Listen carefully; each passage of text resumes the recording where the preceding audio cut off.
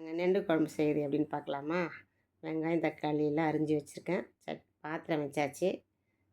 பாத்திரம் வச்சு சூடானோடனே எண்ணெயை ஊற்றணும்.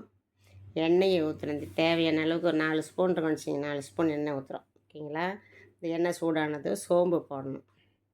1 ஸ்பூன் சோம்பு போட்டிருக்கேன். சோம்பு கருவேப்பிலை போட்டேன். கருவேப்பிலை போட்டதுக்கப்புறம் உடனே வெங்காயத்தை போட்டுடணும். வெங்காயத்தை போட்டு நல்லா வதக்கணும். வெங்காயத்தை நல்லா பொடியாக அரிஞ்சிக்க. நான் ஒரு 4 வெங்காயம் எடுத்துருப்பேன். பொடியாக அரிஞ்சு வச்சுருக்கேன். நல்லா வதக்கிக்கிங்க. நல்லா வதக்கிட்டு வெங்காயம் சின்னதாக இருந்ததுனால 4 எடுத்துருக்கேன். அதை நல்லா வதக்கிங்க. வதக்கிட்டு அதில் உப்பு போட்டிருக்கேன். அந்த குழம்புக்கு எவ்வளோ உப்பு தேவையோ அந்த உப்பு நான் இப்போவே போட்டுட்டேன். நல்லா வதக்கினா சீக்கிரமாக வெங்காயமும் வதங்கும். அந்த வதக்கினதுக்கப்புறம் தக்காளி போடுங்க. இஞ்சி பூண்டு விழுது போட்டிருக்கேன். இஞ்சி பூண்டு விழுது போட்டு நல்லா வதக்கிங்க. பச்சை வாசனை போயிடும். அதுக்கப்புறம் தக்காளியை போடுவோம். தக்காளி ஒரு 3 தக்காளி போட்டிருக்கேன். போட்டு நல்லா வதக்கிடுங்க. அதையும் நல்லா வதக்கிட்டு இதிலேருந்து என்ன பண்ணணுன்னா கொஞ்சம் தக்காளி வெங்காயம் வதக்கின தக்காளி வெங்காயத்தை கொஞ்சம் எடுத்து வச்சிடணும். க்ளீன் பண்ணி வச்ச நண்டை இப்போது அந்த வெங்காயம் தக்காளி வதக்கினதுல நம்ம நண்டை எடுத்து போடணும். மஞ்சப்பொடி 1 ஸ்பூன் போடணும். மிளகாப்பொடி போடணும். காரம் எவ்வளோ தேவையோ அதுக்கேற்ற மாதிரி கொஞ்சம் கம்மியாக போட்டுருங்க. ஏன்னா பெப்பர் போடுவோம் இல்லையா, அதனால் கொஞ்சம் கம்மியாக போட்டுருங்க. போட்டு நல்லா ஒரு கிளறுங்க. ஒரு கிளறுங்க. நல்லா ஒரு 2 கிளறு மசாலாலாம் எல்லாத்துலேயும் பிடிக்கிற கோட்டிங் ஆகிற மாதிரி நம்ம கிளறிடணும். கிளறிட்டு லைட்டாக தண்ணி ஊற்றிடுங்க. தண்ணி ஊற்றிட்டு ஒரு கிளறுங்க. நல்லா கிளறிட்டு அப்படியே எடுத்து என்ன பண்ணணும், மூடி வைக்கணும். நல்லா கிளறிட்டு மூடி வைங்க. மீன் காஞ்சோன்னு தோசைக்கல்லில் எண்ணெய் ஊற்றின இல்லைங்களா, பக்கத்தில் அப்படியே சைட்லேயே மீன் பொரிக்கலான்ட்டு அயிலை மீன் தான் பொரிக்கலான்னு சொல்லிட்டு அப்படியே மீனையும் எடுத்து அந்த தோசைக்கல்லில் வச்சுட்டேன். ஏன்னா எண்ணெய் ஊற்றி சூடாயிடுச்சு. தோசைக்கல்லில் வச்சுட்டு அந்த பக்கம் நண்டு கொதிச்சிட்ருக்கு.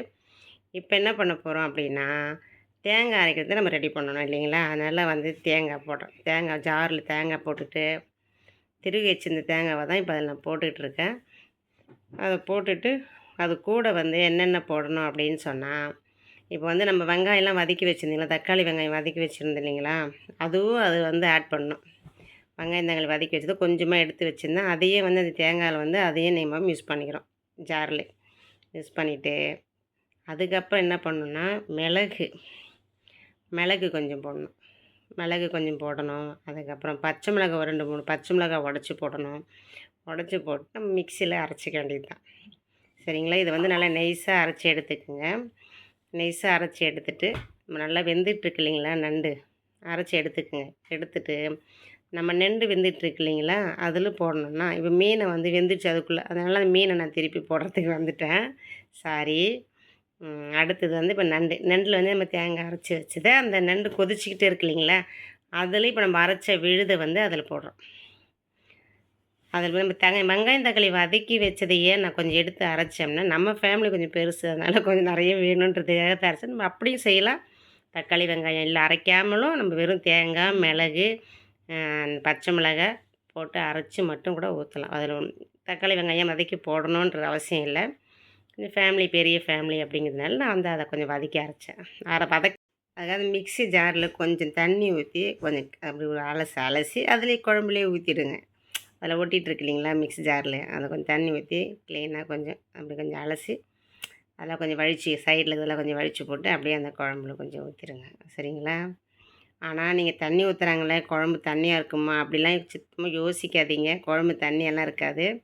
நான் கொஞ்சம் தண்ணி ஊற்றுனீங்க பார்த்தீங்க, ஏற்கனவே கொஞ்சம் தண்ணி ஊற்றி தான் வெந்துகிட்டு இருந்தது. மறுபடியும் நான் தேங்காய் அரைச்சதில் கொஞ்சம் தண்ணி ஊற்றினா ஆனால் தண்ணியாக இருக்காது. குழம்பு திக்காக தான் இருக்கும். நல்லா டேஸ்ட்டாக இருக்கும். அதுக்கப்புறம் இறக்கிறதுக்கு முன்னாடி நம்ம கொத்தமல்லி கொஞ்சம் தூவி பச்சை கருவேப்பிலை இருக்கு இல்லைங்களா, அதையும் கொஞ்சம் போட்டு இறக்கிட்டிங்கனாலே போதும். ரெடி ஆகிடுச்சு, குழம்பு ரெடி ஆகிடுச்சு.